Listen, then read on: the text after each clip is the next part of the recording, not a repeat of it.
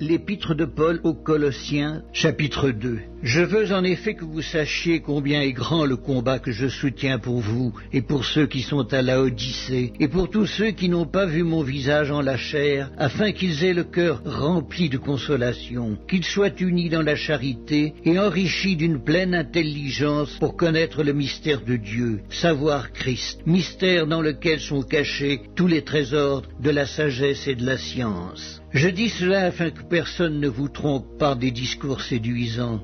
Car si je suis absent de corps, je suis avec vous en esprit, voyant avec joie le bon ordre qu'il règne parmi vous et la fermeté de votre foi en Christ. Ainsi donc, comme vous avez reçu le Seigneur Jésus-Christ, marchez en lui, étant enracinés et fondés en lui, et affermis par la foi, d'après les instructions qui vous ont été données, et abondez en actions de grâce. Prenez garde que personne ne fasse de vous sa proie par la philosophie et par une vaine tromperie, s'appuyant sur la tradition des hommes, sur les rudiments du monde, et non sur Christ. Car en lui habite corporellement toute la plénitude de la divinité. Vous avez tout pleinement en lui, qui est le chef de toute domination et de toute autorité.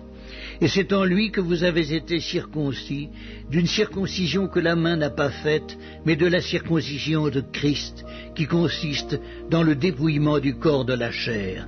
Ayant été ensevelis avec lui par le baptême, vous êtes aussi ressuscités en lui et avec lui, par la foi en la puissance de Dieu, qui l'a ressuscité des morts.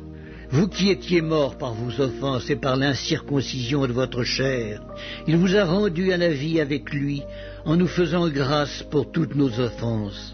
Il a effacé l'acte dont les ordonnances nous condamnaient et qui subsistait contre nous, et il l'a détruit en le clouant à la croix. Il a dépouillé les dominations et les autorités, et les a livrées publiquement en spectacle, en triomphant d'elles par la croix.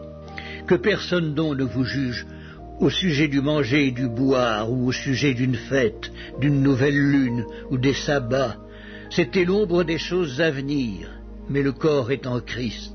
Qu'aucun homme, sous une apparence d'humilité et par un culte des anges, ne vous ravisse à son gré le prix de la course, tandis qu'il s'abandonne à ses visions et qu'il est enflé d'un vain orgueil par ses pensées charnelles, sans s'attacher au chef, dont tout le corps, assisté et solidement assemblé par des jointures et des liens, tire l'accroissement que Dieu donne. Si vous êtes morts avec Christ au rudiment du monde, pourquoi, comme si vous viviez dans le monde, vous impose-t-on ces préceptes? Ne prends pas, ne goûte pas, ne touche pas. Préceptes qui tous deviennent pernicieux par l'abus et qui ne sont fondés que sur les ordonnances et les doctrines des hommes. Ils ont à la vérité une apparence de sagesse, en ce qu'ils indiquent un culte volontaire, de l'humilité et le mépris du corps, mais ils sont sans aucun mérite et contribuent à la satisfaction de la chair.